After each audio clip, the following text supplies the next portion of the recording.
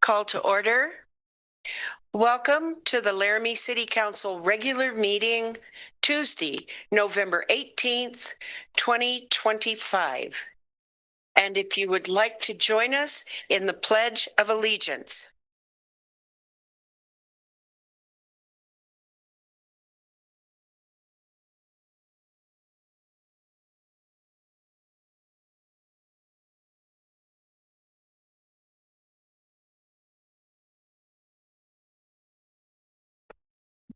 City Clerk, if you can please call the roll.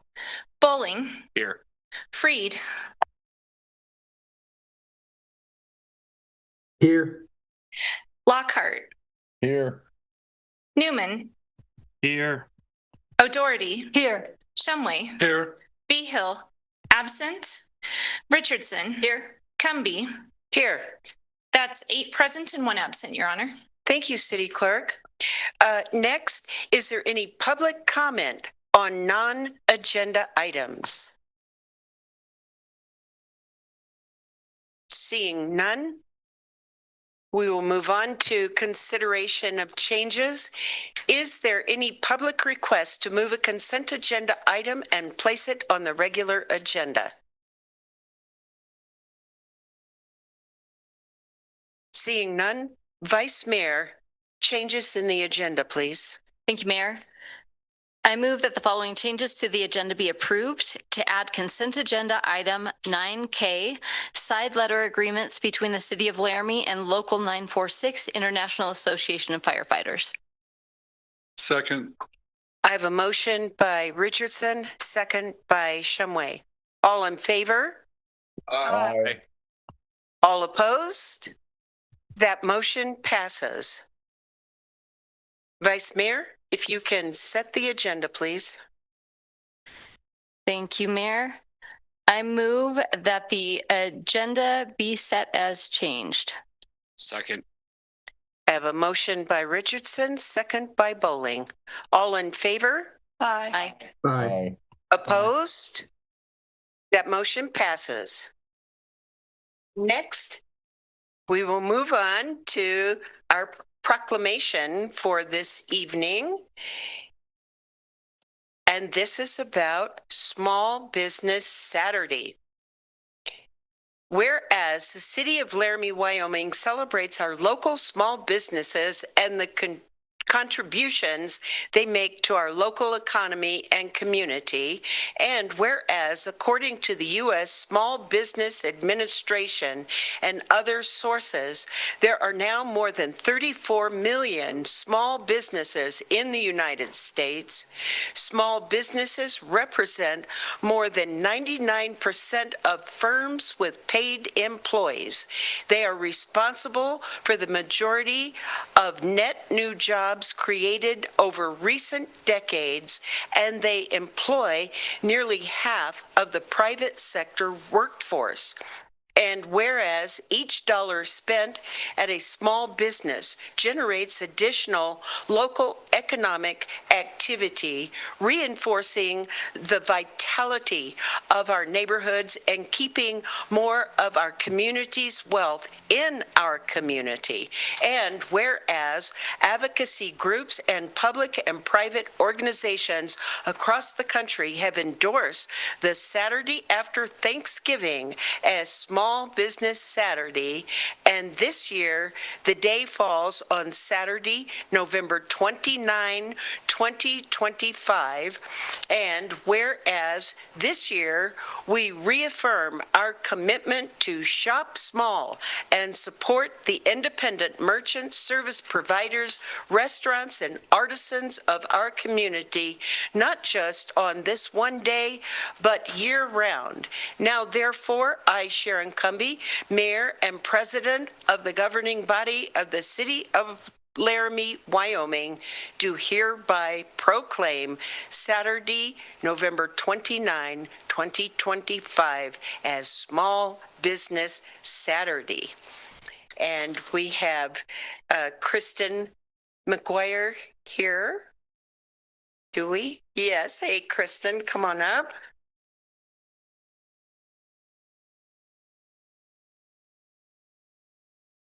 Is there anything that you would like to say, Kristen? Thank you. No? Thank you for reading my proclamation. and Okay, small very business good. Saturday. Well, thank you for kicking off Small Business Saturday. Would you like to come up and receive this, and we'll take a picture? And thank you so much.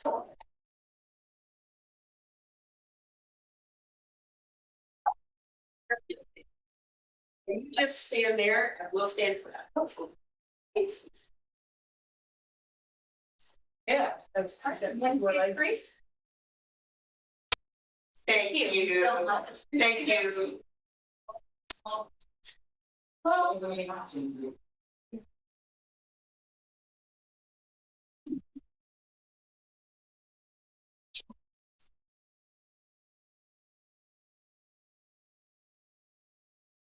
Great, thank you. Next, public hearing, city clerk.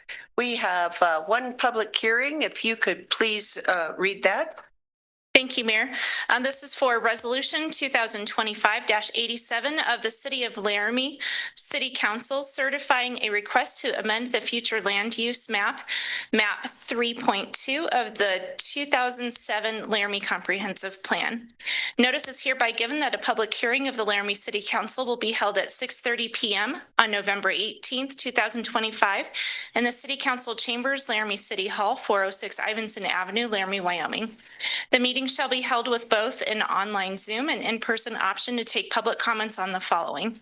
Resolution number 2025-87, certifying Planning Commission's approval of an amendment to the future land use map, map 3.2 of the 2007 Laramie Comprehensive Plan pursuant to the Laramie Municipal Code 15.06.060X and Wyoming statutes, section 15.1-503 and 15.1-505 for an area approximately 33 acres in size and generally located in the western portion of the city of Laramie between Snowy Range Road, West Garfield Street, and the Laramie River by changing some of the designations of the area described from urban commercial to urban residential.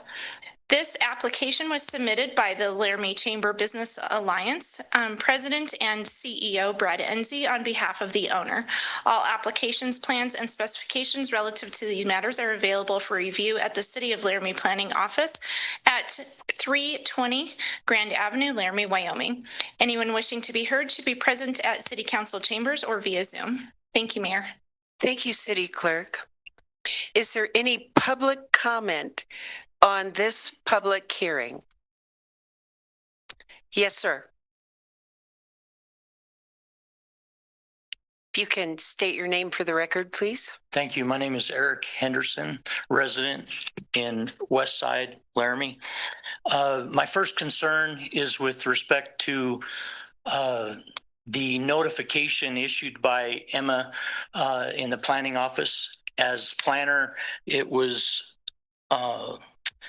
notice that was confusing that was issued, as the notification read 6:30 p.m. Monday, November 18th was when the matter of this would be discussed, and per that notification, I'm afraid that my request would be that it be postponed for consideration because due notice wasn't afforded to those within 300 feet based on this error of communication.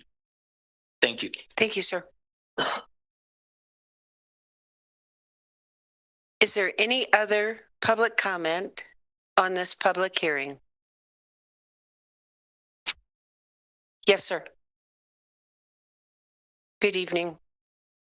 Good evening, Mayor and Council. If you can state your name for the Johnny Vasquez, sometime mistaked in the boomerang for Jimmy. Yes, anyway. I saw that. Anyway, I guess last time I was here, I voted some concern, or not voted, but said some concerns about infrastructure. So now this time, I kind of want to let everybody know I'm not against this one single bit. I am actually somewhat kind of for it, but I just also want to remind some of the people behind me and that are thinking about this and stuff. It's kind of irrelevant to the situation of what's already there existing, because we're talking about getting rid of industrial. There's industrial all the way around it, and it's divided in between where most of us live on the west side right now. So unless you guys got some way that that's all going to change with the industrial that's existing, it really doesn't matter whether it's residential or industrial, in my mind. I think the things that we need to think about is how we are going to be affected there. Mainly, what's the traffic going to be like then? I think we need to be a little more transparent with some of the people who don't look at things on the city, when it comes to emails or anything like that, that says and shows a map as to what we're talking about, ingress and egress. Where are we going in and out of that place? How is it going to affect people on the west side or even actually Snowy Range? I also, like I said, then I go back to still talking about infrastructure. Those are the things that I think are important to this as far as being transparent with people sometimes who, just like we just dealt with when it came to the drainage thing. I mean, it's not going to affect nobody's going to worry about it. Nobody's coming to these meetings until it either is going to come out of their pocket or it's going to affect them somehow or another. So, and I do see, I really expected a lot more people here tonight based on the letter that I got, but also stated that it was Monday night, not Tuesday night. So thank you. Thank you, sir. Is there any other public comment on this public announcement? Good evening. You can state your name for the record. I'm Brad Enzi with the Laramie Chamber Business Alliance. I live in Laramie. I would just remind the council that this is a matter of changing it from use. This is just a use map and not anything onto what eventually goes in there, or which will all have to come back before council. So, and would stand for any questions, Mayor. Thank you. Questions? All right. Is there any other public comment on this public reading? Seeing none, we'll move on to announcements. Assistant City Manager, are there any announcements this evening? Honorable Mayor, the only announcement we have tonight is the recognition of Lynn Trujillo as the Rock Star of the Month. If I can go through this real quick with you, she's not with us tonight, but Lynn is the Lark Division Record Supervisor and was nominated by Bob Austin for all her behind the scenes work, being instrumental in helping the PD continue to function after paperwork is turned in by officers and the public. We've all been through some software changes, some different things that are happening, and the PD went through that too recently. And for somebody to take the backbone and make sure that that happens is so important to us. A little bit about Lynn, as she came to us from Wyotech, has been with us for 23 years, I believe. This has been her career for over 2 decades, and she says, it fits me. I feel very respected for the work I do. It was interesting when I had this lit up or highlighted here, our city attorney, Bob Southard, actually pointed to her and said, that woman's incredible. So I think that gives you a good reason why she's been selected as Rock Star of the Month. Lynn does other things with us besides just filing paperwork and taking care of the records. She runs background checks, releases statistics and documents related to public records requests, and submits monthly federally mandated reports. She's married to her husband of 36 years, Troy. She has 2 children, one that runs a family business and one that's in Denver and is a sports psychologist. She's not much of an outdoorsy person, which oftentimes when you hear these, a lot of people are like, oh yeah, I love spending my weekends in the mountains or doing this or that. But they do have a cabin in Sibyl Canyon, but she enjoys watching TV and cooking and watching the Halloween baking competition shows that were just recently on. She likes going to restaurants, and her family always jokes with her that we need to go somewhere where she can get great food and a good cocktail. So, Imperturbable is a word that best describes Lynn. She has a calmness about her whilst in the middle of the chaos. Not only does she have a peaceful demeanor, but Lynn also works tirelessly to help keep the records division in a state of peace and mindfulness while keeping precise and accurate records for the police and fire departments. So we'd like to congratulate Lynn Trujillo for a nomination as Rockstar of the Month. Thank you. Thank you, Mr. Fieser.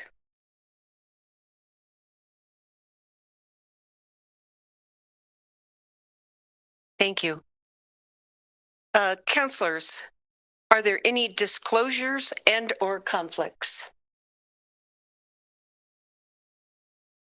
Seeing none, Vice Mayor, approval of the consent agenda, please. Thank you, Mayor. I move that the consent agenda be approved and that each specific action on the consent agenda be approved as indicated. Second. That was from Newman. Okay, I have a motion from Richardson, second from Newman. City Clerk, if you can call the roll, please. Bowling, Yes. Lockhart, Yes. O'Doherty, Yes. Shumway, Yes. Behill, absent, Newman, Yes. Freed, Yes. Richardson, Yes.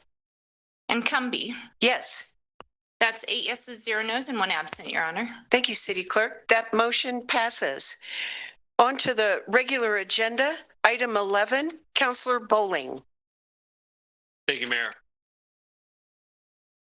I move to approve City Council Resolution number 2025-87, certifying Planning Commission action regarding the comprehensive plan amendment to amend future land use plan map 3.2 of the comprehensive plan for the area described in the resolution by changing the future land use designation from UC, urban commercial, to UR, urban residential, based on findings of fact and conclusions of law, and authorize the mayor and city clerk to sign. Second. I have a motion from Bowling, second from O'Doherty. Good evening, Ms. Dixon. Good evening, Honorable Mayor and City Council. Tonight's decision is whether to certify Planning Commission's decision to amend the future land use map from urban commercial to urban residential for the 4G Enterprises property and the small triangular parcel to the south. Additionally, my sincere apologies, that was a typographical error on my part in the notice. Under Section 1506.030D, minor defects in the notice shall not impair the notice. This amendment does not approve any development, nor does it rezone the property. So what it does is it establishes the policy basis for which zoning districts can actually be considered. The urban commercial use was adopted in 2007 with downtown-style mixed-use districts in mind, and it primarily translates to commercial zoning districts such as NB, B1, B2 business, and C2 commercial, and does not translate to residential zoning. Since that time, Laramie's needs and development patterns have changed. Multiple adopted city plans, including the Housing Action Plan 2030, Thrive Laramie, and 2024 statewide housing needs assessment, show a strong policy shift towards infill housing development. Urban residential aligns with these policies. It supports a range of residential types and provides the appropriate framework for considering either R2M or R3 zoning. Without this amendment, the R3 zoning could not be considered. The property's context today is primarily residential with some industrial and open space, with the West Side neighborhood to the east separated by existing industrial, Optimist Park and the Laramie River to the southwest, and existing commercial use along Snowy Range Road. Transitioning the land use classification to urban residential reflects the existing conditions and updates the comprehensive plan to update the city's contemporary needs rather than the 2007 assumptions about commercial expansion. Staff supports this future land use change because it meets the required findings. To change, it must meet one or more of the findings which Planning Commission did find. So one is related to change or new conditions, and several plans have identified new housing need projections and zoning districts that have evolved over time slightly.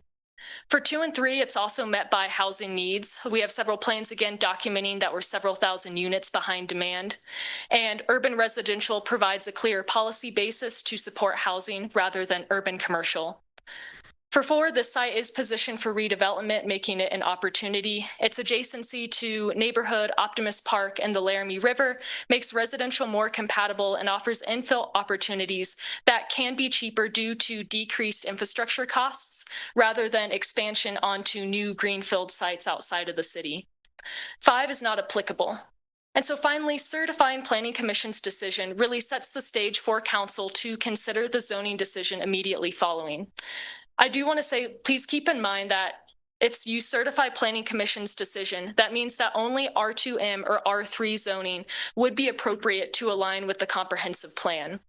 Since Planning Commission is the decision-making body on this, if City Council wished to go forward with another zoning district, they'll need to remand this future land use amendment back to Planning Commission for further consideration to see if they would consider anything new. Staff recommends approval, and I'm available for any questions. We also have the applicant here tonight, and he is also available for questions. Thank you. Thank you. Councilors, questions? Councilor O'Doherty. Could you address Mr. Vasquez's comment about industrial being to the side of it? I can't figure out which direction it is at this point. That would still be industrial? Honorable Mayor, through you. So this is a owner-initiated zoning change, and typically city staff does not go and rezone large swaths of private property without clear council directive or clear direction from, let's say, like an action step in the comprehensive plan. And so because this is just an owner-initiated request that staff agreed with considering the current plans and state of the city, that's why we are not considering those other properties as well. Thank you. Vice Mayor. Thank you. Appreciate the overview. My question is, can third reading of the zoning map take place if we postpone the resolution? And I ask that only because we only get one reading of the resolution. And so I want to make sure we're thinking about the request that folks had. And so I'd like to know that information.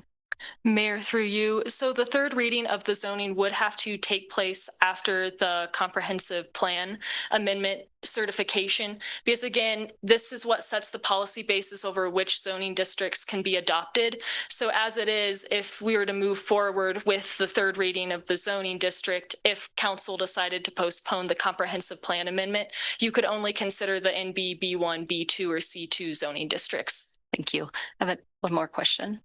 Follow up. Thank you. And this is slightly adjacent to that. In talking about changing from urban commercial to urban residential, just for folks in the audience and those listening, urban commercial, it would allow larger building to happen in that space. Is that correct, or am I incorrect on that? Mayor, through you. Yes. So the future land use really relate to the desired character. Again, it's very future thinking. It's not the actual implementation of the dimensional standards that is still through zoning. However, for that urban commercial, that future land use is more for a downtown district with those taller mixed use buildings with maybe apartments on the second floor.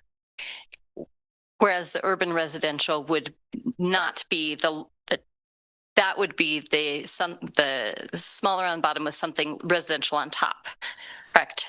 Mayor, through you. So the urban commercial is again that downtown mixed use, taller buildings, and then urban residential is more the mixed use housing, allowing for anything from more like single family homes to townhomes through apartments. So it's a little bit more of that, you know, higher density availability. Great, thank you. Council, further questions? Councilor Bowling. Thank you, Mayor. Thank you, Ms. Dixon. Just to follow up to the Vice Mayor, for urban residential, can you talk a little bit about the height specifications or limitations? Honorable Mayor, through you. So again, with the future land use, it's more setting the vision and the character. It doesn't actually deal with the dimensional standards. So that goes into then what zoning districts can implement this future land use change. So the zoning is where all of the height specifications come into play. And so I hope that clarifies it, but if there's any follow-up. Any further questions? Seeing none, I'll go to public comment. Is there public comment on this agenda item?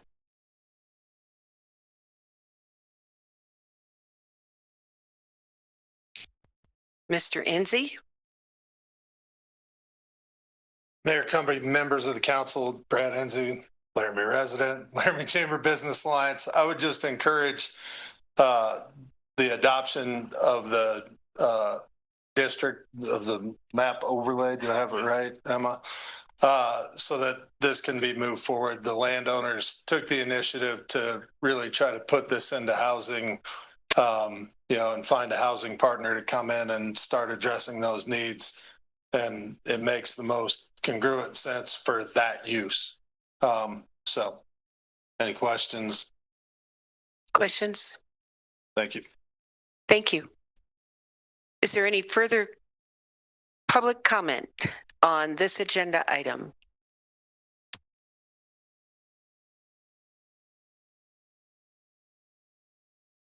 Good evening, Mr. Henderson. Thank you, Mayor and Council. I have two concerns.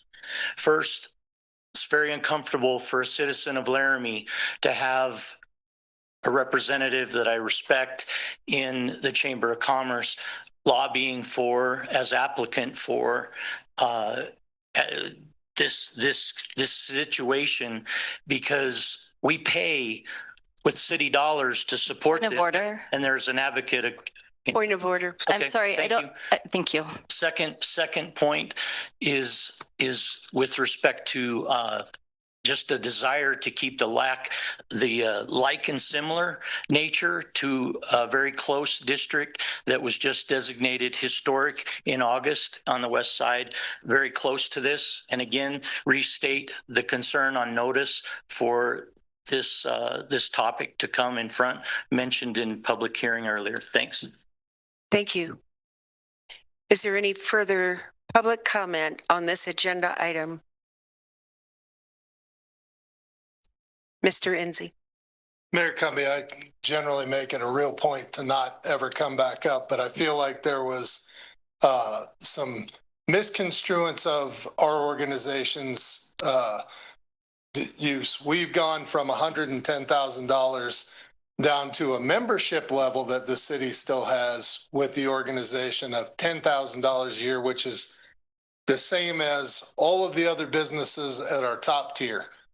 And I won't stand in a meeting to have it said that this is not. As the Chamber of Commerce, we do advocate for the needs of the community to grow business. And right now, I've had several businesses look at me about halfway through a day with them and say, well, there's no housing here, so we can't move our business there. We would love to be in Laramie, but we got nowhere to go. We can't hire people that have to move in here. That's the hard facts of where we're at. So my role in trying to move this forward is purely to help continue our community to be able to grow and attract new businesses and grow the ones we have here, which are also in that same bind. So I won't stand and have it said that there's an inappropriate relationship. Thank you, Mr. Enzi. Thank you. Is there any further public comment on this agenda item? Back to council for comment.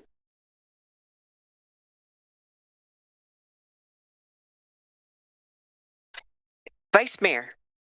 Thank you, Mayor. In thinking about this and thinking about what this looks like and comparing urban commercial to urban residential, even though this is like more of a vision, the urban residential really feels like it aligns more with West Side, in my opinion.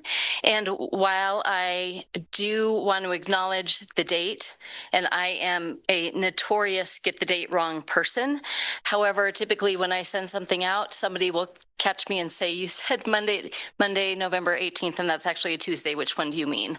And so I think there's also a little bit of, I would hope that if two dates were labeled in a letter that went out, that someone would follow up and ask. Not that it will always happen. I don't always catch it. But I think in order to get this to move forward, and because this is more conceptual than anything actual concrete in terms of zoning, I am good to go ahead and vote on this tonight. Thank you. Further comments? Councillor Freed. Thank you, Mayor. I think this is a pretty smart strategy in moving our zoning forward. I think the Planning Commission and the representatives there tonight have made that clear. But it is unfortunate that there was an error in that notice going out to folks. And so on behalf of the city, I know it doesn't feel good, but like our Vice Mayor said, I think it's a relatively small change, and it's about the big picture. And so I still feel comfortable moving forward with our vote on this tonight. Thank you. Further comment? City Clerk, if you can call the roll, please. Bowling. Aye. Freed. Yes. Newman. Yes. Shumway. Yes. Behill absent. Lockhart. Yes. O'Doherty. Yes. Richardson. Yes. Cumby. Yes. That's 8 yeses, 0 nos, and 1 absent, Your Honor. Thank you, City Clerk. That motion passes. Item 12, Vice Mayor Richardson.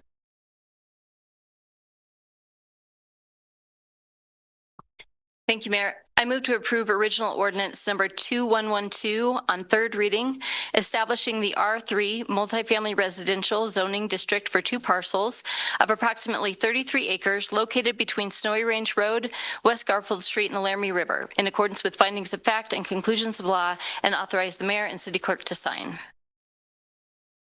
Second. I have a motion from Richardson, second by O'Doherty. Ms. Dixon. Good evening again, Honorable Mayor and Council. Since this is the third reading, I'll keep my comments focused on providing information that relates to Council's discussion last meeting, but I'm still happy to provide that additional context provided in the past readings if desired. So first, for more drainage and west side flooding concerns, I want to clarify that area-wide drainage concerns are outside of the scope of this rezoning. Those are part of that larger citywide stormwater effort that's currently ongoing with the discussions around the potential surface water fee. For this parcel specifically, or for this area specifically, the rezoning does not change any floodplain or stormwater requirements. Any future development, whether industrial or residential, must still detain stormwater so that it does not exceed current levels, meet all FEMA and City of Laramie floodplain standards, and submit engineered drainage plans during the plan or subdivision review. And those standards remain fully intact regardless of zoning. Now, regarding the rest of the industrial land in the area, we already touched on this, but again, this change is property owner initiated, and staff recommends only adding that small triangular parcel for zoning boundary consistency. And typically, again, city staff doesn't rezone large swaths of private land without either, again, request from the owner or council directive. And then regarding the choice of R3, again, this is the zoning district the applicant requested, and planning staff found it appropriate considering city's housing goals, documentation, and the large size of the parcel. As shown, if you go onto our planning map, R3 is one of Laramie's most common residential zoning districts, including much of the tree district. R3 supports a range of housing types that fit well into walkable areas, while still reducing the maximum height from 65 feet from I-2 to 50 feet under R3. R3 strikes the balance between compatibility as it is a typical progression to have R3 adjacent to R2, so kind of gradually stepping up. It also best meets the city's documented housing needs while maintaining a well-established zoning pattern already present in other neighborhoods. And again, this rezoning is what sets the range of uses that is possible on the property from I-2 to R3. So I-2, you can have light manufacturing, heavy manufacturing, a lot of those very heavy uses that you'd see in an industrial park, to R3, which goes all the way from single family homes to multifamily homes. And staff recommends approval based on the following findings. For one, general welfare. It promotes orderly growth, increases city's potential housing supply, and reduces the risk of incompatible industrial uses alongside the Laramie River corridor and adjacent neighborhoods. Two, for change conditions. The area has transitioned over time from the original historic industrial UPR area towards residential, recreational, and mixed-use patterns.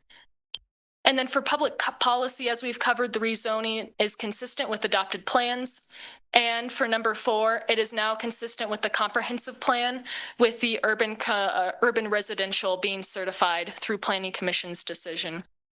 So in summary, this rezoning keeps the drainage controls in place, responds to an owner initiative request, and applies a zoning district commonly used in Laramie and meets all required findings. Staff recommends approval. I'm happy to answer any questions. And we do again have the applicant here tonight if you have any questions for them as well. Thank you, Ms. Dixon. Councilors, questions?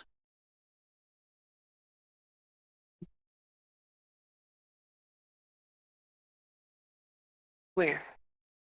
Oh, Councilor Bowling. I didn't really Thank you, Mayor. see your hand up.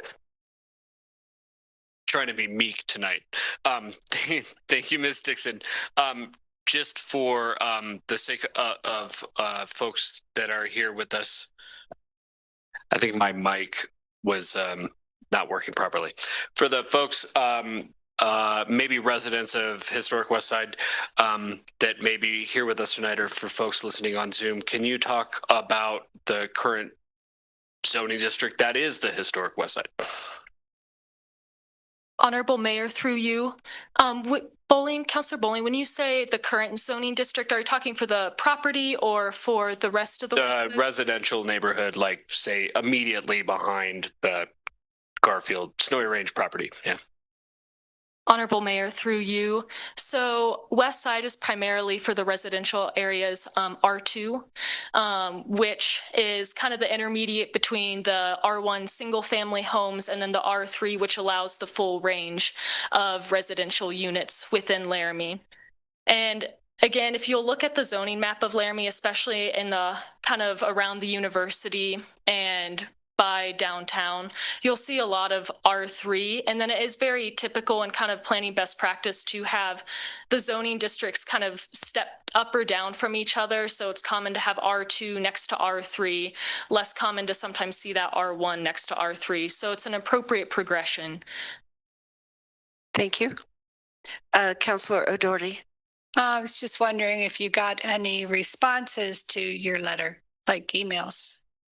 Honorable Mayor, through you, the only response that I received was the public comment submitted by the Wyoming planning manager for the state parks, historical and cultural sites. And that was the only communication I had heard. And that was just asking some questions to clarify, you know, what is a future land use? Where can they find more information about that, along with the same with the zoning districts? And through that email correspondence, we were able to clarify what properties it had been sent to if they needed to adjust any on the Albany County Assessor's map. Thank you, Ms. Dixon. Further questions? Thank you. Seeing none, is there any public comment on this agenda item?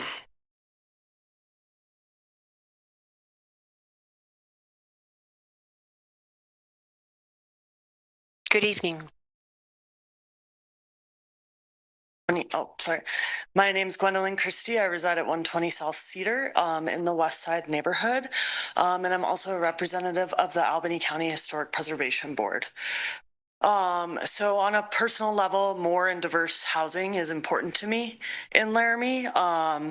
However, I have several concerns regarding a zoning change from industrial to residential on this lot. Despite the reiteration at commission meetings that it's currently zoned industrial, and so any industrial features could be built there, it has been left undeveloped for decades. And that contributes greatly to the feeling of the historic West Side neighborhood. Also, despite what is written in the comprehensive plan, industry is important and integral to the West Side neighborhood, not only to its history and development, but currently to this day.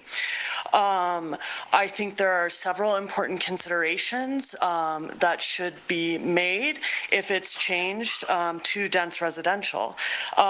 If that permeable ground surface is taken up, the West Side neighborhood will flood worse than it already does. Every time it rains, my basement floods. And so it's going to exacerbate an already existing problem. So while I understand any development would need to take into consideration their own drainage, are we going to take into consideration how that affects the existing tax base in Laramie?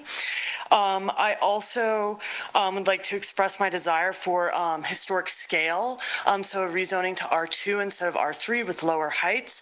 And I think the neighborhood has been very clear that there is a desire for new homes to be scaled appropriately in consideration with the historic district in terms of height and footprint of the building. I also have concerns about the existing wildlife corridor and natural beauty and quality of life that this area provides for our city. So my request would be that there would be a requirement or a consideration that any development proposed in the area works closely with the neighborhood and seriously considers their concerns. And my preference would be for R2 for the lower heights of the buildings. Thank you. Thank you. Further comment on this agenda item?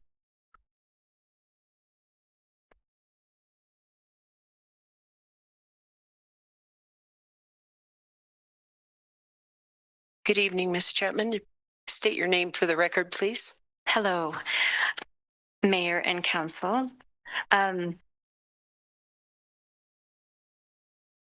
name is Wendy Chapman, and I bought my home on the west side and have lived there for 27 years.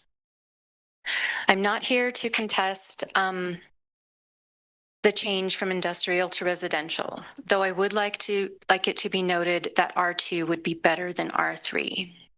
Most of the current West Side neighborhood is zoned R2. R3 would allow for dense housing next to the river. I would like to ask the city and the owners of the land to take any plans for development of the 4G land off the table and appreciate this land for the service it is providing to our city as a floodplain that helps protect our homes. I have suggested the idea of a land swap so that the owners wouldn't lose anything. While this might not be an easy solution, it seems that a land swap or a similar process shouldn't be impossible. One of the biggest reasons not to develop the 4G land would be the increased risk of flooding in the West Side neighborhood. We have been told that a development could be engineered not to flood. I'm not sure what area or areas are being referred to, a new development or our beloved historic neighborhood. If anything is built next to the river, there will be impacts both up and downstream as well as in our neighborhood. Water has to go somewhere. Detention ponds don't seem to be a good solution as they would create a breeding ground for mosquitoes. Regarding the flood risk to our already vulnerable neighborhood, I know that council is trying to find a solution for stormwater drainage. Unfortunately, this is an expensive project and raising funds is proving to be a challenge. Adding impermeable surfaces to a floodplain next to the river seems counterproductive to the goal. Property insurance keeps rising. I can't imagine how new homeowners would be able to pay for flood insurance on top of regular home insurance.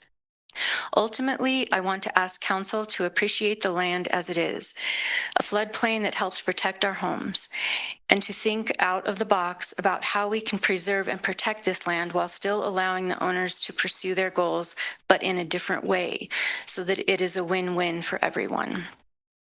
If it does finally come down to developing this land, we ask that the city and any developers work with our neighborhood to come up with a plan, including similar size and scale, that works for everyone. I would also like to add that most homes in the current West Side neighborhood aren't even 25 feet tall. We have the original tiny houses. So even having a rezoning that's 50 feet high is going to be twice the size of what most of us are living in.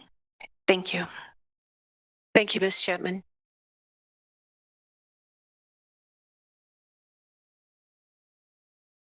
Good evening.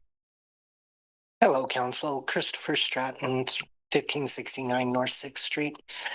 In regards to the consistent talk on this subject, there's some major ends that I would like to bring to. Chris, could you speak up just a little bit? Yes, I can. Sorry.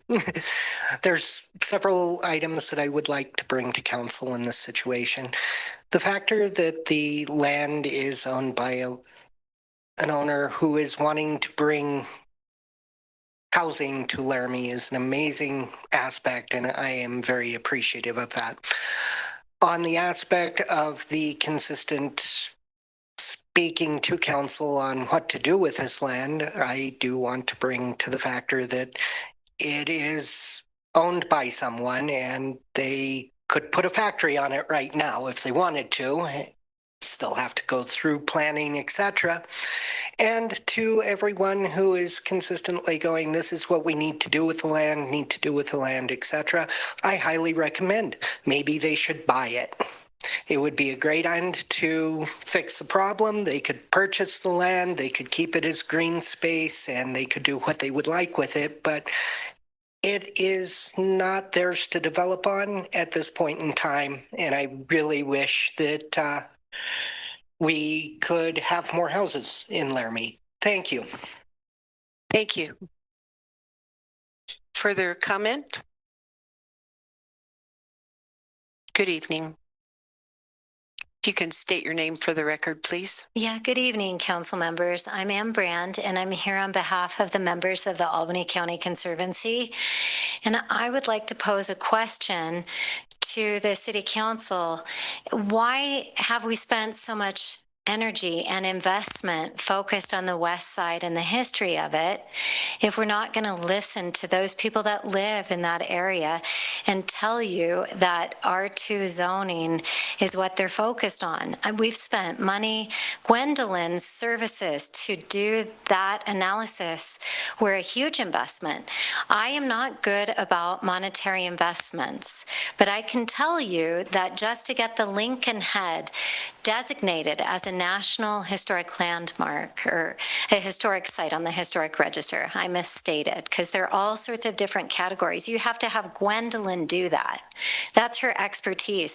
And I had to wait for the Albany County Historic Preservation Board to have me do a presentation, and then they decided that they could give a grant for $30,000 to do that. Okay, so I look at this and I hear what I'm being told. And I also look at some things that have been mentioned to you tonight about the floodplain, the 100-year and the 500-year floodplain. And I think that affordable housing in a floodplain could be disastrous for middle to lower income families. And that's been mentioned again tonight. And so I'd like to look at that comment that was just stated that maybe we should buy that land and we should preserve it. There's a reason that the west side is the west side. There's a reason that the integrity's there. And when I hear people discuss that, well, the tree areas are 3. So I live in the tree area. I can tell you the tree area isn't a historic district. We have some charming homes in that area, but it will not be designated as a historic district. That's a very special thing. And that's why I came tonight, because that's something we should all celebrate. We're very lucky in Laramie that we have wonderful things about this community. So I just wanted to draw attention to that. Thank you for your time. Thank you. Further public comment?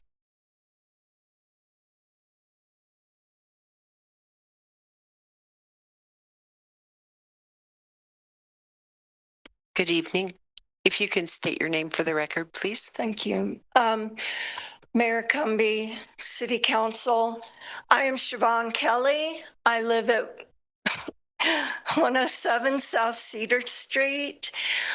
I would like to reinforce what my neighbors have already stated. We all agree that Laramie needs more housing. What we're talking about now is rezoning, but rezoning also forces us to think farther into the future if that rezoning is actually realized as residential building and construction. There's nothing that is going to change the fact that that is in the floodplain. Already, homes and businesses are being flooded in high water events. And I would like to just leave you with the image of several years ago, several weeks after the flooding receded, I was walking on the greenbelt, and beside me on the greenbelt was a duck floating along. It was like we were walking on the greenbelt together. And I think that fact of the river cannot be denied. I also like the idea of buying the land, and I would like to propose that the city and other coalition members look into the Land and Water Conservation Fund and see if we can pursue a grant to purchase the land so that it can provide the environmental services that we need to protect our existing housing. Thank you. Thank you. Further comment on this agenda item?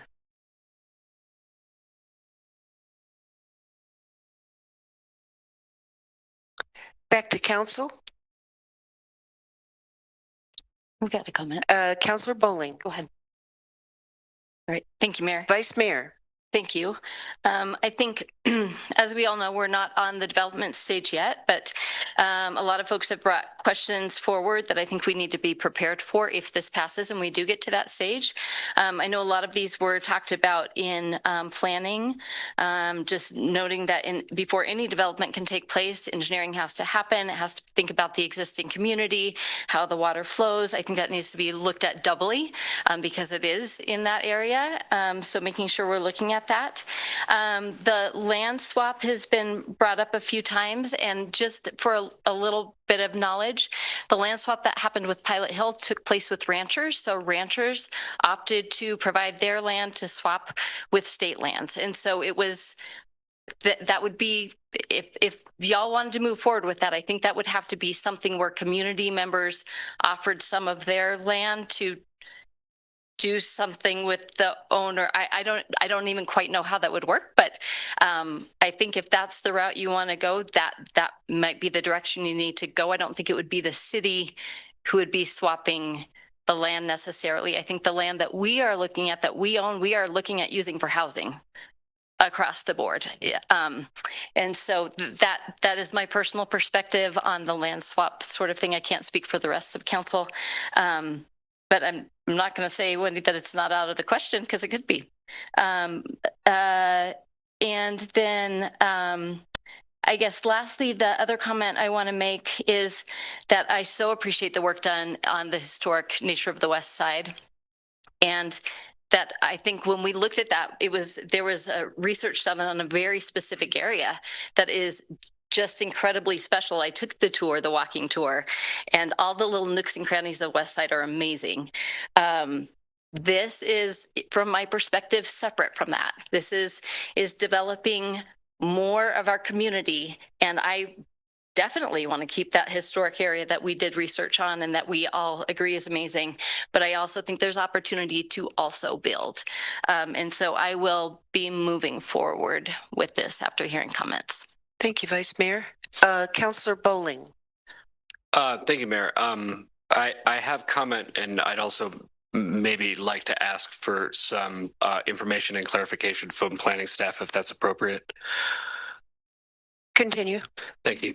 To begin with, just personally, as a resident and property owner of this neighborhood, I am not unsympathetic, and I do share the same concerns, especially when it comes to principles of soft overlay and development and community input. When it comes to zoning R2 versus R3.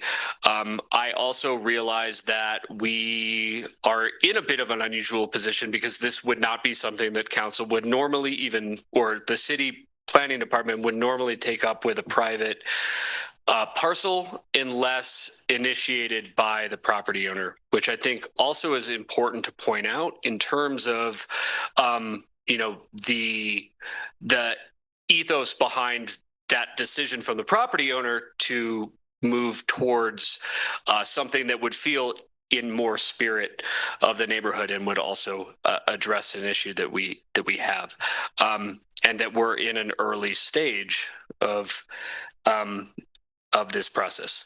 I'd like if Planner Dixon or Director Tenney would be willing, just for the public that's in attendance or might be online, just to walk us through a little bit after the possibility of rezoning when it comes to development, all the steps that therein lie in terms of engineering, the ability for public interaction and comment and engagement with that decision, so that we can kind of have a better sense as to the decision we're making now and actually how many more steps there are before we'll see anything even developed on a parcel like that, if you don't mind. Sorry to put you on the spot there. Thank you, Ms. Dixon. Honorable Mayor, through you to Councillor Bowling, thank you for that question. So again, as you stated, there's quite a lot of different options depending on what is proposed. And for those of you who are here for the W Hill annexation, it's kind of a similar discussion. But so if you are going to do 1 to 3 residential units, so these are, classic homes that can maybe take the form of like one townhome, so 2 units and then an additional unit, then that could be done with building permit, which does also require the drainage requirements. Anything above 3 units, it has to go through the site plan process. And that's a very rigorous with full engineer design report, development standards that must meet all of code, including the special floodplain chapter as well that we have. And then again, so that's just if you're going to use it as one ginormous lot. If you're going to go ahead and subdivide it into multiple, due to the large size of the parcel, then that would require the preliminary and final plat process. So the preliminary process has the 3 readings, and along with the final plat process, I believe. And so that would afford a lot of other opportunities for public comment through that platting process before it would then go into development. And still, too, if it finished the subdivision process through all of that public comment, and then on one of the lots, someone was going to build, again, a structure that had more than 3 dwelling units in it, it would still have to do that site plan process that really holds it to all of the sections of code that we've adopted to protect the city. And that's kind of similar to currently how it is with the I-2 industrial. So as it is, if they wanted to just use it as one industrial lot, it would also go through that site plan process, holding it to all code. And if they wanted to subdivide it into additional industrial lots, it would go through that same platting process that would afford many other opportunities for public comment. Thank you. Thank you, Ms. Dixon. Further comment, Councillor Shumway. Thank you, Mayor. I have obviously this discussion about flooding has been one that's been a very hot topic for many months, and I've had a chance to talk to some contractors, and here's their opinion. It's also my opinion. If nothing is done, the undeveloped land remains the same and the flooding continues at historic levels. If there is new development, whether it's industrial, R1, R2, or R3, that construction will go in to where they not only do it without basements and with stormwater barriers, but also a complete system of stormwater runoff will be put into this new system, and the water will be moved to the river. So the volume of water that will fall in this area is going to come in a pattern of 1 or 2 different ways. One, undeveloped and the pattern remains the same, or the other is the storm water that comes in is going to be bypass new construction because they're going to build it so that they are not affected. And historically, the same concerns that this area has had for the last 150 years will continue. Thank you. Further comment? Councillor Freed. Thank you, Mayor. I really want to say thanks to the members of the public that are there and making their voice heard, especially in the West Laramie area. I think this is, again, another way that we can provide housing in our community, but there's a lot of checks and balances on the way there. As a few people pointed out, this is rezoning, and we would have to determine what comes in there. But the fact that you guys are speaking about what you want to see is going to influence and hopefully shape what becomes of that property. If this moves forward and this rezoning happens, I think the goal of council would be to build something that can be a good use of that space for our community, and that's taking in public input. So I really appreciate you being there and all the work that's been done. And I think we could really do something great with this piece of property. Thanks. Thank you. Vice Mayor? Sorry, thank you. I know I already commented, but I do have one question that I forgot to ask. And again, recognizing we are not in the development stage at all, this is just the zoning. We've gotten comments about height restrictions. Is there a way that if we were to zone this R3, we could do an overlay in that area to have it be less than the 50 if we chose?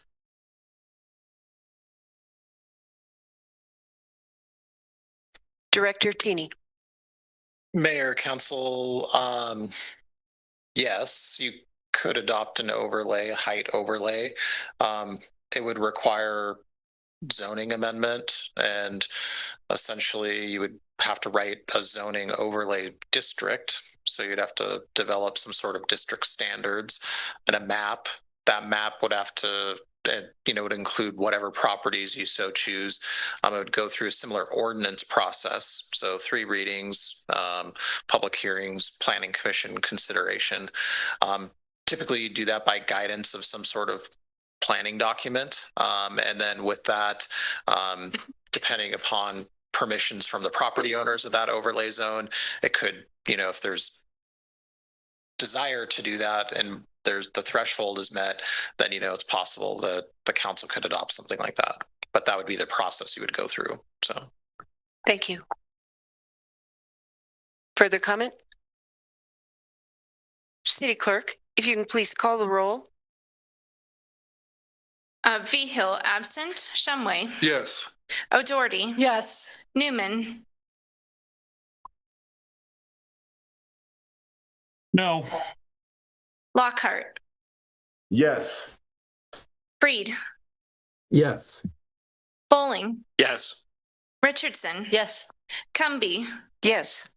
That's 7 yeses, 1 no, and 1 absent, Your Honor. Thank you, City Clerk. That motion passes. Next item 13, Vice Mayor Richardson.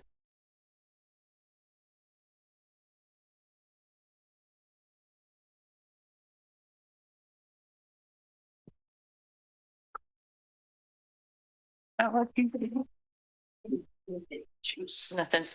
I messed up. I'm not either then. Sorry about that. Oh, I could put it down. All right. Sorry about that. As I woke up my computer, I move to approve the letter of support for a low-income housing tax credit, LIHTC, project Labonte Square 1 and 2, Laramie, Wyoming, and authorize the mayor to sign the letter. Good. Okay. Thank you. Mayor, could you repeat that again, Sure. please? Sorry about that. I move to approve the letter of support for a low-income housing tax credit, LIHTC, project Labonte Square 1 and 2, Laramie, Wyoming, and authorize the mayor to sign the letter. Can I have a second? Second. I have a motion from Richardson, second from O'Doherty. Good evening, Director Tini. Mayor, Council, good evening. Before you is just a letter of support that would be provided to WCDA and the low income housing tax credit program. This is very similar to the letters that you all recommended approval of last year. If you have read the cover sheet, basically last year we applied with the assistance of the Northwest Capital Group, who is the group that the city is partnering with in a public-private partnership to hopefully develop the North 4th Street property, which is called the Labonte Square Phase 1 and 2. And so this letter just simply is showing that the city of Laramie supports a project in their request for this type of tax credit funding, and is just a kind of a common practice in the community supporting that. Hence, it's our project as well, and we hope that we see that develop. And so the letter is a fairly straightforward letter just explaining our support, and so I'd be happy to take any questions. Thank you, Director. Questions, councilors? Is there any public comment on this agenda item? Back to council. Any comments, final comments? City Clerk, if you can call the roll, please. Lockhart, Yes. Newman, Yes. Freed, Yes. O'Doherty, Yes. Bowling, Yes. Shumway, Yes. Vigil, absent, Richardson. Yes. Cumby. Yes. That's 8 yeses, 0 noes, and 1 absent, Your Honor. Thank you, City Clerk. That motion passes. Item 14, Councilor O'Doherty. I move to approve original ordinance 2114, amending Laramie Municipal Code, Chapter 15.24, clarifying language related to general contractor licensing years and experience, and the appeals process related to general contractor licensing on the second reading in accordance with findings of fact and conclusions of law, and authorize the mayor and clerk to sign the ordinance. City Clerk. Mayor, in the motion, we must miss that it says second reading. This would be third and final reading. Thank you. If we could have an amendment to the motion to reflect that. Do I have an amendment? I'll make an amendment to amend the resolution to say third and final reading. Do I have a second? So just for clarification, not the resolution, but the motion that Councilor O'Doherty just made, we're just amending the language there to say third and final reading instead of second reading. Friendly amendment. If that could be a friendly. Can I just restate? Friendly. Can we restate? Yeah. Oh, we don't have to do anything else. No, just restate it. Does she need to restate? I'd like to restate it.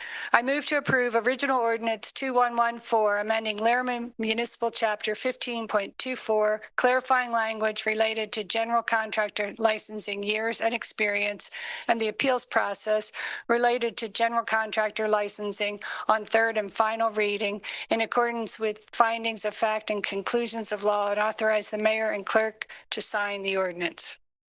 Second. I have a motion from O'Doherty, second from Richardson. Director Tini. Mayor, Council, as noted, this is a third and final reading of the ordinance. As I have expressed in the previous two meetings, this is considered kind of clarification language related to the years of service related to the different contractor licensing, as well as clarifying the appeals process, which it just says appeals, and we're just saying that it goes to the Building and Fire Code of Appeals. It is who we would take it to anyway, but we're just clarifying that in this amendment. And so we've had no changes related to this on first and second reading, and so I would be happy to take any questions. Thank you. Questions? Councilor O'Doherty.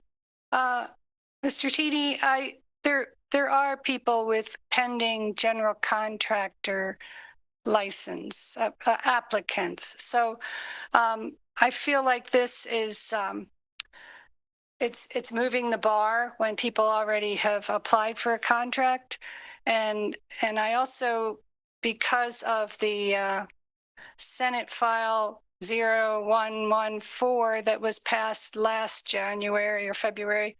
I just wonder about the reciprocity, like why would anybody get a contractor license in Laramie when you could go to any other municipality and get something that has much less stringent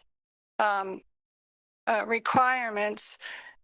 So I'm going to ask later if we could have a pause on this, but I want to ask for public comments because I know there's a gentleman, I think he's here, that wants to speak on it. But last time I thought we heard that there weren't any pending licenses, but there is. So, yeah. Director?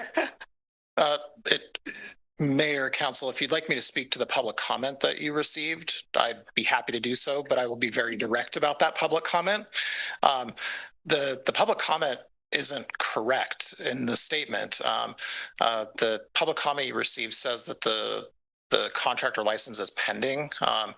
We received a contractor licensing request from Mr. Pence, which is your public comment. We did receive that. We had a meeting with Mr. Pence and indicated that the information he provided did not give us the ability to approve any type of licensing, so we have not. And so it's not pending. We did provide him an opportunity so that he could bring back additional information if he so chose. We did that in August after his submittal in May, and we have not received anything since then. And so really the ball's in the applicant's court, in our opinion. And we'd be happy to look at any additional information if that's there. At this point, we could choose just to deny the application, right? But we felt we would give the person some time to provide any additional information if they think that they can show us that they have met the years of service. And if they can show that they've met the years of service as when they applied, not necessarily under the new requirements, we'd be happy to honor that. Regarding the reciprocal nature of licensing across the state, you do need to ensure, though, when you read the whole statute, it is not just a carte blanche if you get a license in another location or city, that it's just automatically the city of Laramie or the locality still has the ability to ensure that the licensing being done is equal to what our requirements are, which is what we check. We have honored, right now, we typically kind of are honoring some of our bigger cities. Cheyenne's a good example. Cheyenne has almost the exact same standards as us. So someone that's getting a license in Cheyenne would be able to get a license here. However, and I'm just making this up, Wamsetter, I don't know what their standards are, may not, and we would have to look and see what their licensing standards are in that community. If they are similar to ours, we would allow that license to be approved with the right information. They still have to fill out paperwork to make sure that we've got their name and their number and where they're working and things like that, but we still honor that, and we've been doing that since the statute was approved. Thank you, Director. Further questions?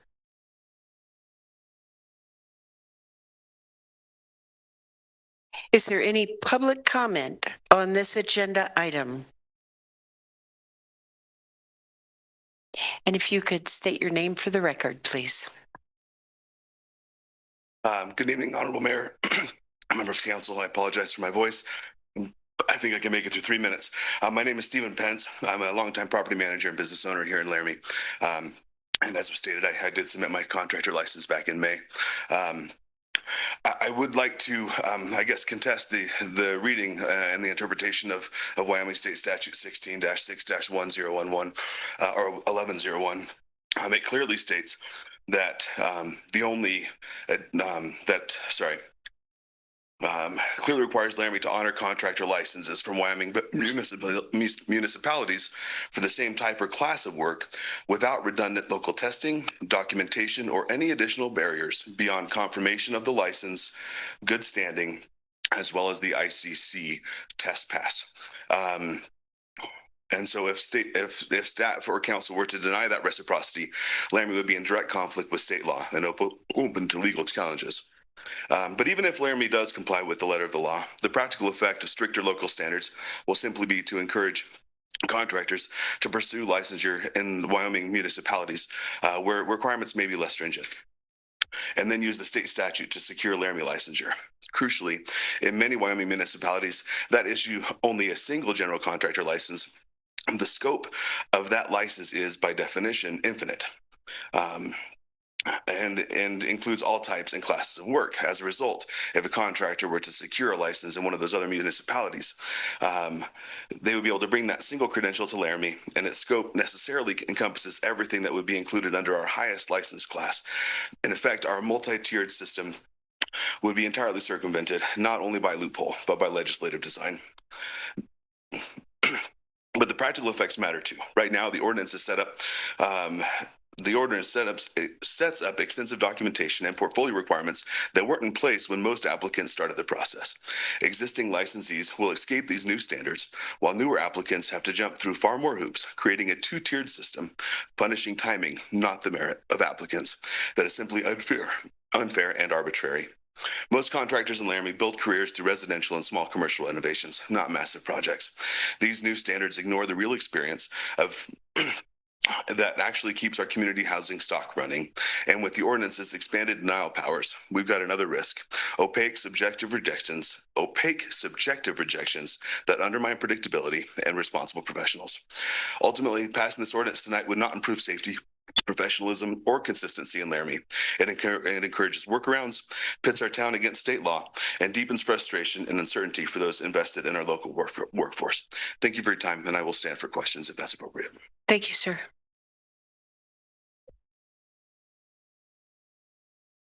Is there any further public comment on this agenda item?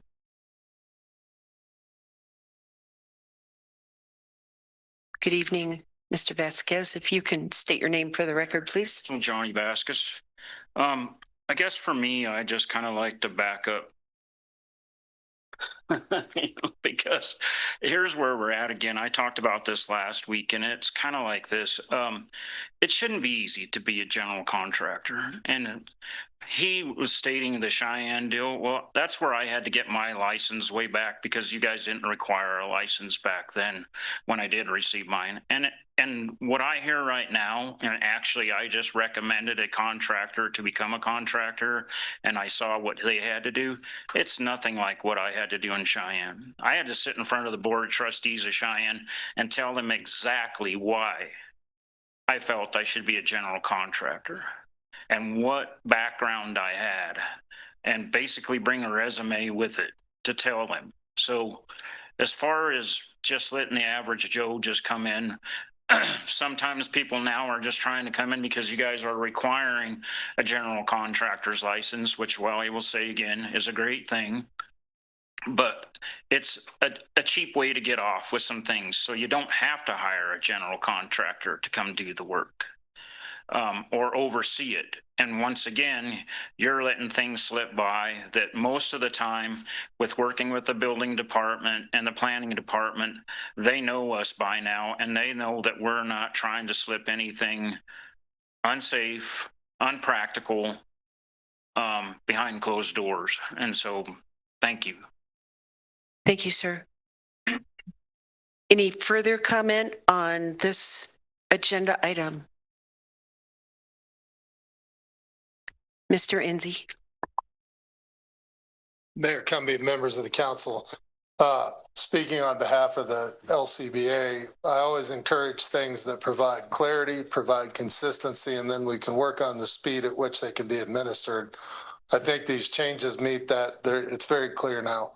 It allows for consistent application, and then we can work through the other issues, in terms of speed and otherwise. Without a clear way to get somewhere, it's very hard to have that consistency in our contracting. So I encourage it. I appreciate the work and the diligence of the staff in moving this forward. Thanks.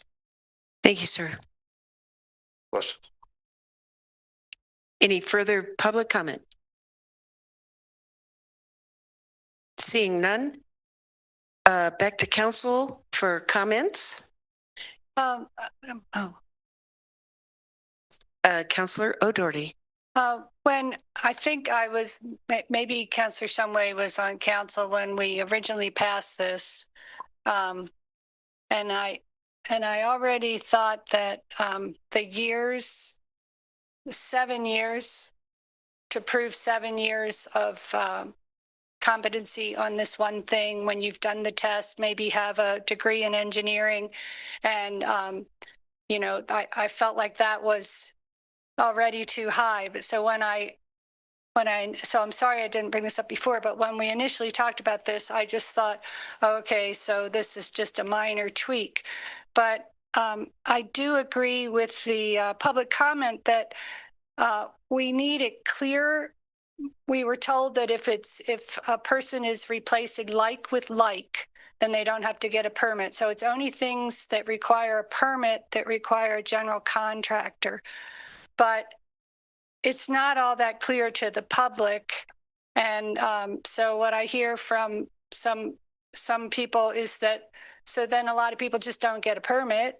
Well, but the international building code says you're supposed to have a permit for everything. So I like the suggestion that we have a matrix of permit thresholds that are aligned to the adopted code. So I feel like I would like to, things like replacing drywall in a multi residential area. I mean, I can replace drywall. I didn't need 7 years of experience to replace drywall. So I feel like I would like this clarified. And so I would like to put a pause on this to perhaps give it some more thought. And I'm sorry, I'm just springing this on you today, but I've just had a lot of crises in the family, so I wasn't able to. Councillor, are you trying to make a motion? Yes, I guess I would like to make a motion that we postpone this vote or this ordinance until December 16. I'll agree. Second.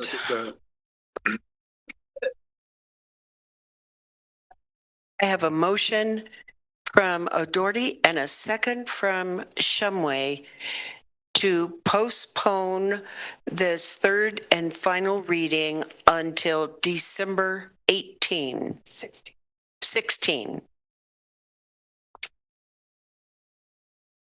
Vice Mayor. Thank you. Councillor O'Doherty, I appreciate you highlighting a lot of those things that came out in the email, because I thought some of the points that he made were good ones.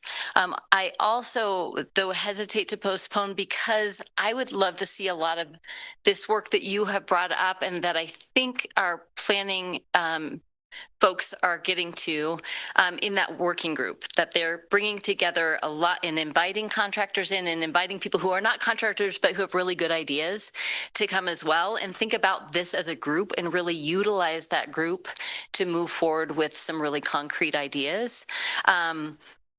What I'm leaning towards right now is passing this, but really encouraging that to happen so that we can make some changes based on the feedback from contractors and those who are going to attend kind of these sessions that are being held. And part of what I'm thinking is that more people coming together can really work through these ideas.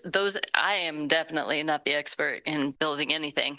And so if we can get all of those heads in one room to really think about where changes could happen in that code, that feels incredibly, like it could be incredibly productive to me and give us some real, maybe a group of concrete things that we could move forward on.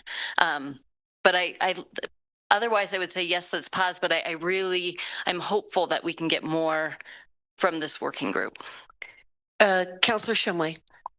Thank you, Mayor. I do believe that Councillor Doherty and I were both in on the discussion we had as we initially started down this road.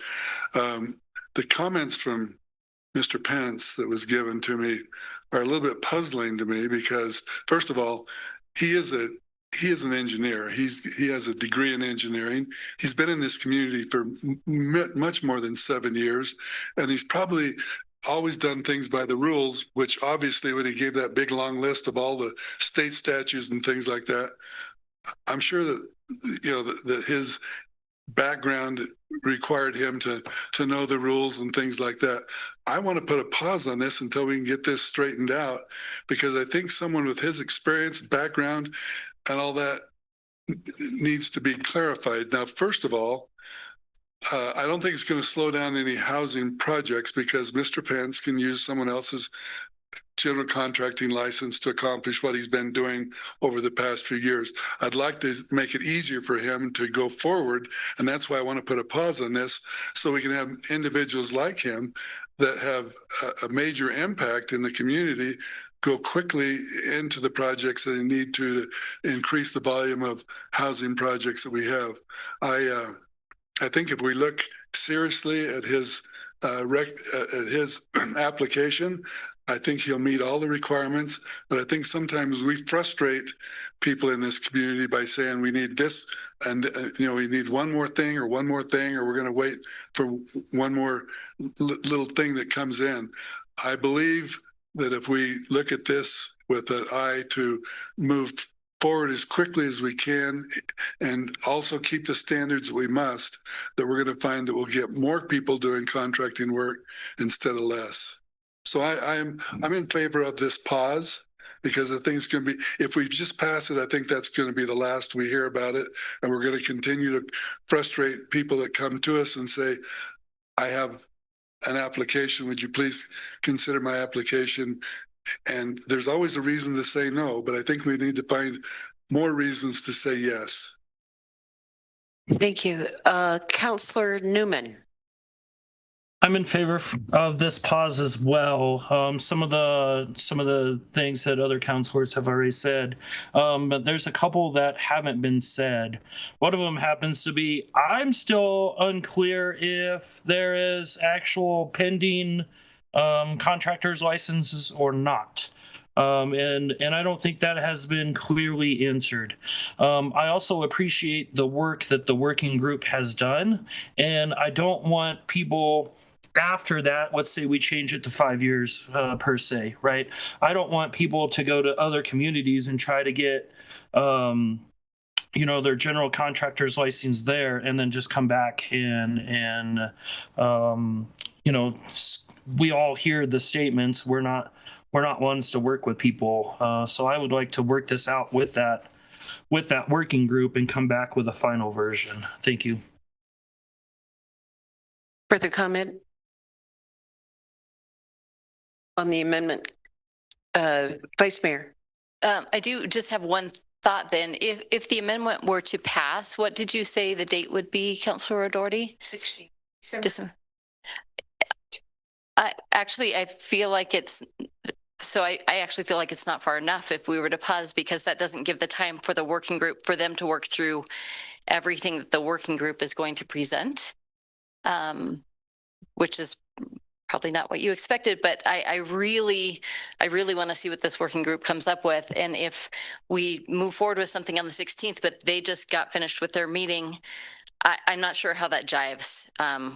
Or if you just bring more forward, Director Taney, I'd kind of like to hear how you would envision a pause like this working with the working group coming together. Director Taney. Yeah, Mayor, Council, I think just a little bit of clarity regarding the motion that's on the floor right now. The motion on the floor to postpone this ordinance will only allow you to reconsider the things that we're considering right now, which is amendments to clarification that appeals go to the Board and Building and Fire Code Board of Appeals. So right now it just says the word appeals in there. Secondly, is that for each of the classes of contractor licensing, so it says 7 years, and now it's just 4 years in that class plus 3 years of whatever else kind of experience they have. If that's not what the council would like to do, I would recommend you deny this application, because all the other things that we're talking about cannot be considered as part of this ordinance. My recommendation would be is if you want to consider anything else, we would need to deny, and everything would start back over with Planning Commission, and then we would bring the whole process through.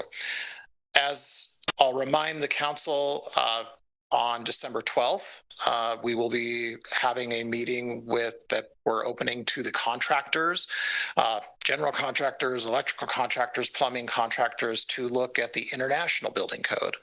What we are doing there is we're opening up an opportunity to kind of discuss through pain points, issues, timing things that they may have observed in the International Building Code that we as a city could either increase standard or decrease standard to help in the building industry. Really, we want to start kind of fresh, and at that point to kind of hear all the issues, because we hear these things periodically through a certain project or in a one instance scenario, and we really want to give the professionals an opportunity to come to that meeting, kind of give us the list, give us time to evaluate that list. Depending upon what comes out of that list, we may even come to a work session style format with council. There could be things in there that reductions in safety. That's really not going to probably be something staff's going to choose to do, but it might be something council may choose to do. We don't know that. But what our intent is to start there at that point and bring a separate ordinance forward. The ordinance before you today is to clarify the language of related to where those appeals go to, which if somebody appealed today, we would actually probably still bring it to the Building and Fire Code Board of Appeals unless they challenge that for some reason, which maybe they would, maybe they wouldn't.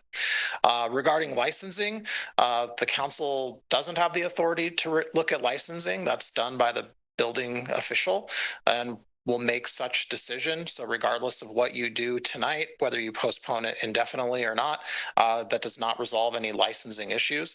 I'll be clear once again, for Member Newman's sake, we have the one license that you said that we talked about, which is Mr. Pence's license, which we met with him and indicated that if he wanted to provide additional information that proved his service, that we would be able to take a look at that again, but we have not received any of that information. So that's where that license is. There's no other pending licenses. So. Thank you, Director. Councilor O'Doherty. I'd like to state that I'm going to vote against my motion to postpone, just because I think that would take care of my concerns. Any further comment? City Clerk, if you can call the roll on the amendment. So just to be clear, this is to postpone. Motion. Oh, I'm sorry. Oh, we didn't hear. I thought we heard public. You got to hear public comment. Not on the amendment. Is there any public comment on this amendment on this postponement?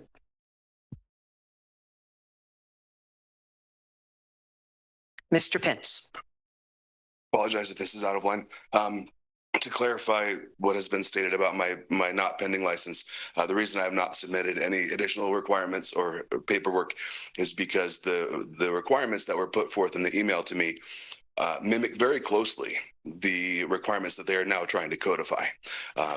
They asked me for 7 years of experience of Class A type work. They were unwilling to look at all of the experience, but in the email that I received, that it was requested that I would provide 7 years of Class A permitted work, which I found unreasonable, and so I did not move forward for providing that information. I know that isn't explicitly pertinent to the application or to this amendment, but I thought it might be my only time to speak. So, thank you. Any further public comment on the amendment to postpone? Back to council. Any final comments? City Clerk, if you can please call the roll. Bowling. No. Freed. No. Lockhart. No. Newman. No. O'Doherty. No. Shumway. No. Vigil, absent. Richardson. No. No. Cumby. That's 0 yeses, 8 noes, and 1 absent, Your Honor. Thank you, City Clerk. That motion to postpone does not pass, and we are back to the motion on the table. So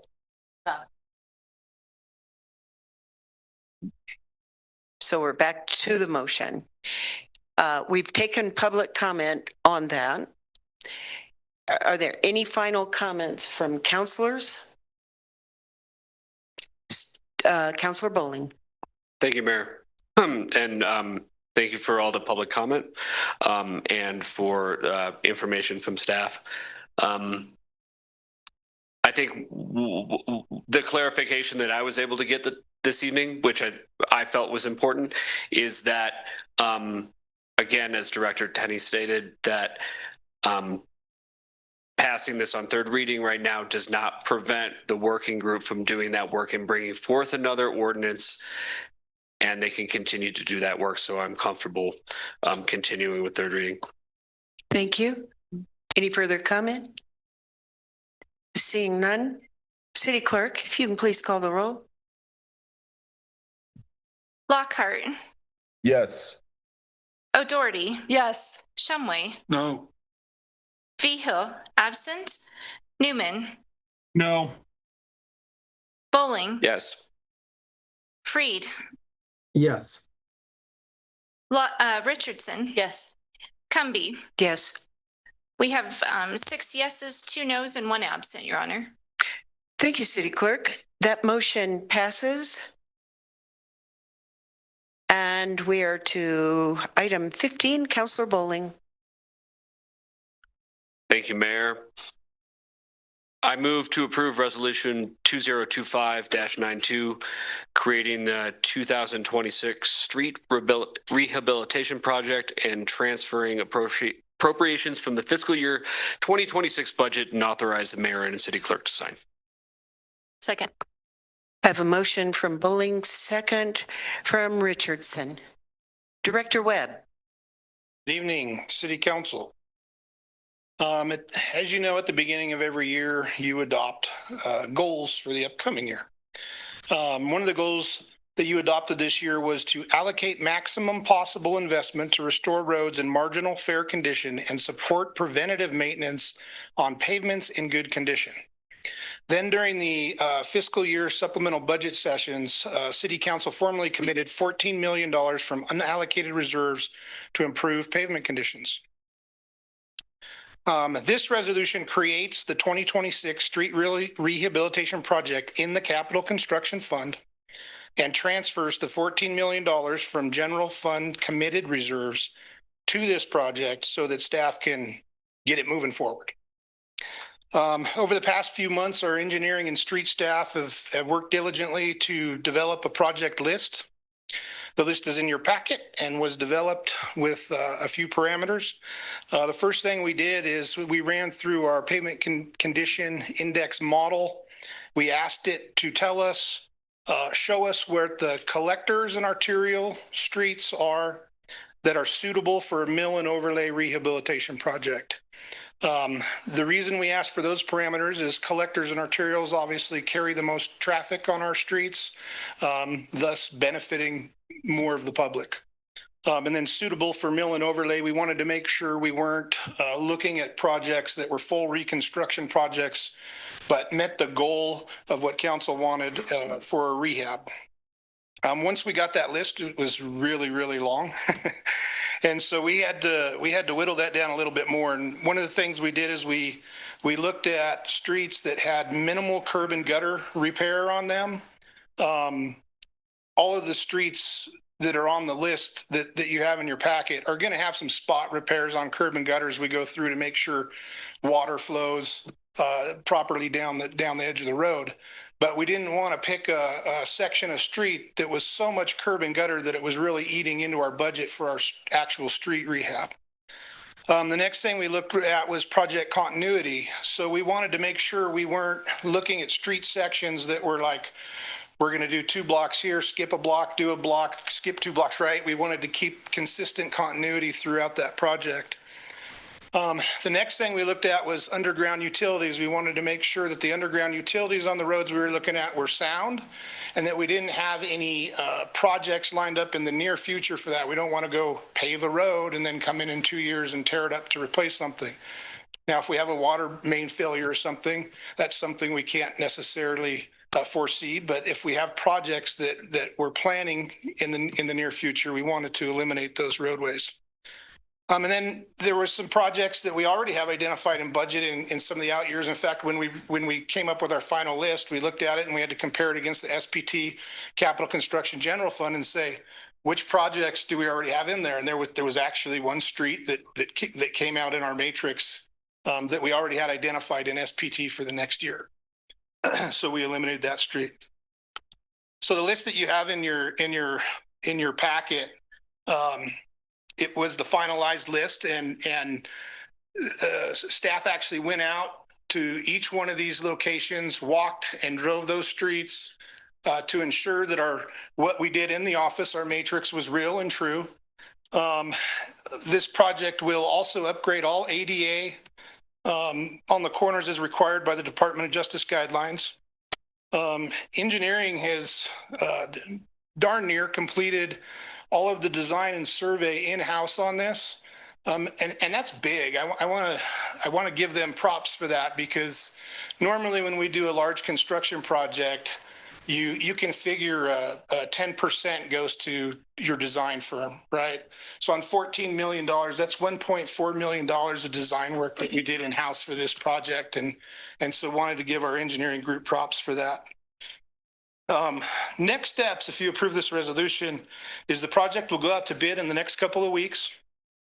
Early February for contract award. So that's the next time you would see this item. We'd be coming back in early February for contract award, construction beginning in early spring of 2026, and then completion September, October 2026. So pretty much all summer. I included a map in your packets, and this map shows multiple things. The first thing is the pinkish or reddish color. And for Councillor Newman, we numbered those. We numbered the projects for you so you can see where those go to. But the pinkish or reddish colors are this project that we're talking about. And then you'll see some blue lines on there. That's a water project. You'll see the green is wastewater, and then that orange color is project that YDOT is doing. But we wanted to show you what a mess it's going to be next summer. There's going to be a lot going on, but the good news is we're going to have a lot of new streets, right? When you look at that list, it's nearly 5 miles of street rehabilitation that we're proposing for this project. Our engineering estimates take us just over $13 million, leaves us some room for contingencies if needed. If that bid comes in lower, we'll use that funding to do another project in the future. But we think with this project list, we're getting pretty close to that $14 million. So with that, we'll take any questions if you have them. Thank you, Director. Councilor O'Doherty. That section of Spring Creek, I was glad to see that was on the map but it's only from 22nd to 26. Yeah. Mm-hmm. Yeah. But doesn't that also have really rough sidewalks? Yeah, Mayor, through you, there is some rough sidewalk in there. There'll be definitely some at least curb and gutter rehab as we go through there. Some of the sidewalk may get touched so that it, all goes together. I was actually hoping that there would be more Spring Creek too, because there's some pretty rough areas there. But when we looked at it suitable for mill and overlay rehab, a lot of it fell out because it really needs reconstruction. It's a bigger project. Thank you for that clarification. Yep. Further questions? Excuse me? Councilor Newman has his hand. Oh, okay. Councilor Newman. First, a comment. Thanks for the numbers. Appreciate it. And then I received some public comment, and Director, you hit on it a little bit, but number 16, will you just talk about that project and how it's not repaving a state highway, please? Yeah, Mayor, through you. So item 16 is Snowy Range Road, Adams to Schrader, and that is a water project. So we know that YDOT is planning on resurfacing that roadway in the near future, and working with YDOT, we said, hey, we'd really like to replace that sewer or the water line before you guys get in there and redo that surfacing. And so they actually backed that project up a year or two for us so that we could get this water line done. The water line, and there's been an issue. In fact, last weekend we had a break out there. I think it was Veterans Day. Our guys were out there working on a break on Snowy Range Road. So that you're correct in that is we will not be surfacing a state highway. Councilor Freed. Thank you, Mayor. Thank you, Director Webb. I guess looking at the table, the 2026 Street Rehabilitation Project recommendations, I just noticed that there's one that's left out, and that would be, I think, or maybe I'm looking at it wrong, but from the map, I think it's that little section by the university that's not included in that table, but it's on the map. So I don't know if that's just something I'm not reading right, not being in the room, or if you could speak to that. Yeah. So, Mayor, through you, 15th Street, Ivinson to Grand is not part of this project, but it is a project that you already awarded. Actually, we had a bid award for that. I don't know, maybe a month ago, and so that project will be completed next year. That's separate funding from this. Thank you. Thank you. Further questions? Is there any public comment on this agenda item? Yes. Ms. Sindelar? If you can state your name for the record, please. Yes, thank you, Mayor and Council. I'm Nancy Sindelar. Very short statement. This year, we've seen a joint agreement with the county to hire a consultant to look at city and county roads to develop a safety program for all users.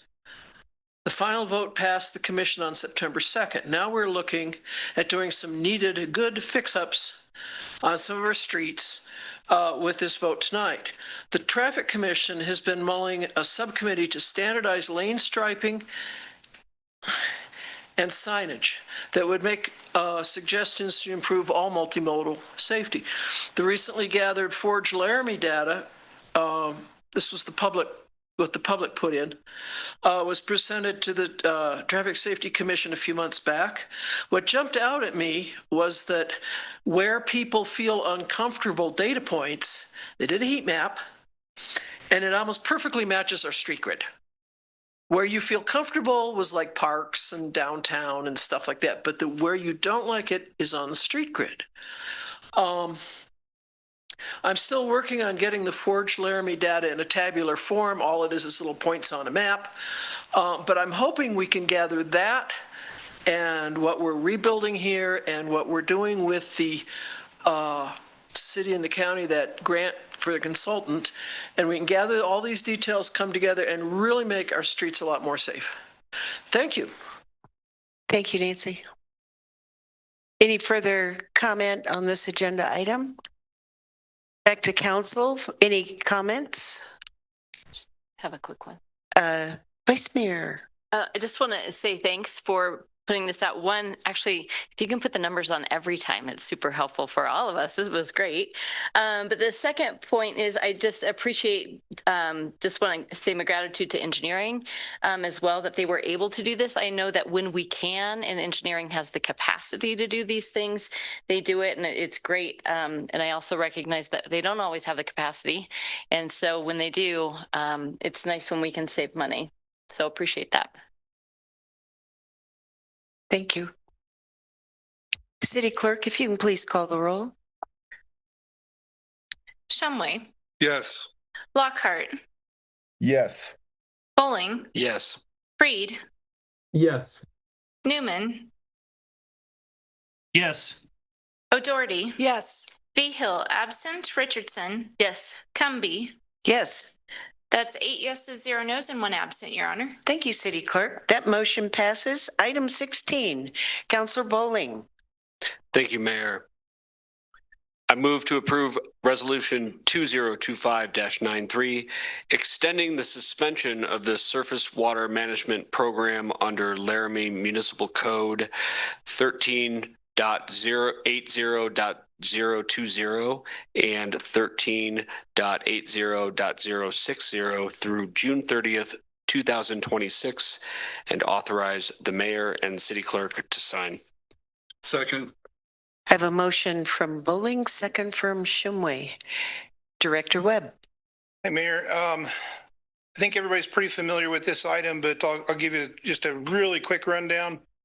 In December 2024, City Council established the surface water management utility under Laramie Municipal Code 13.80.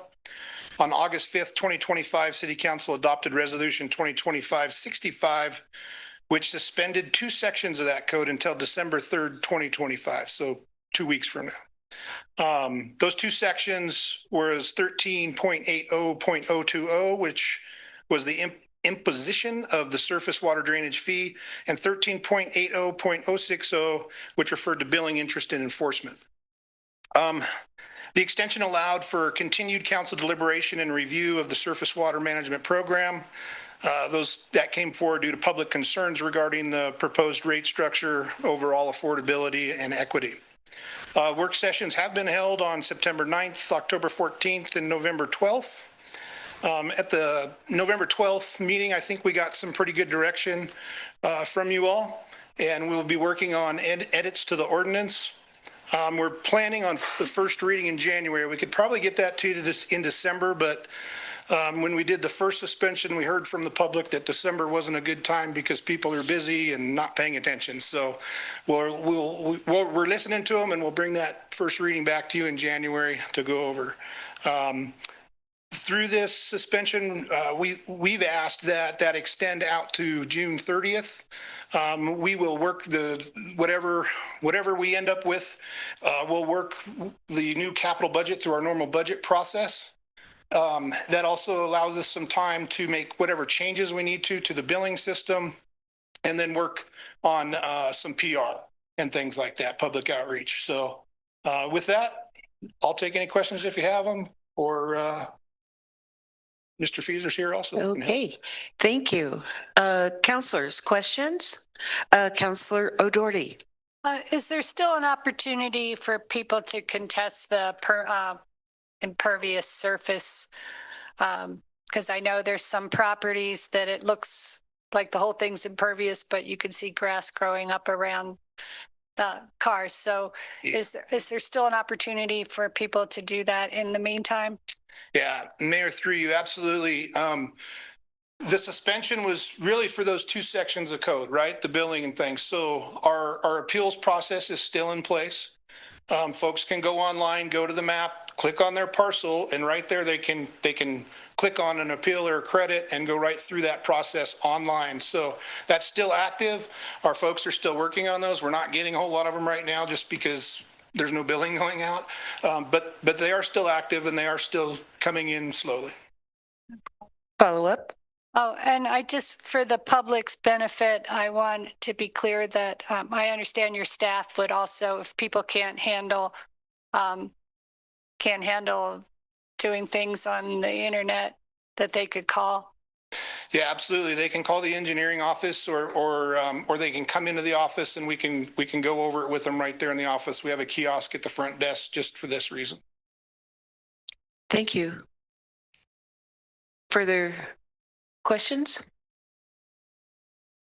Seeing none, is there any public comment on this agenda item?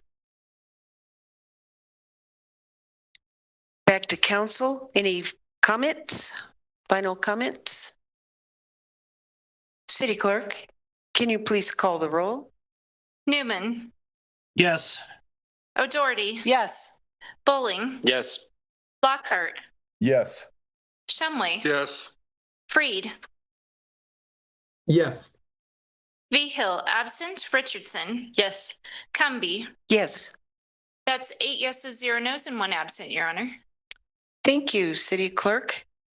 And is there any public comment at this time on non-agenda item? Seeing none, councilors, consideration of future council work session topics.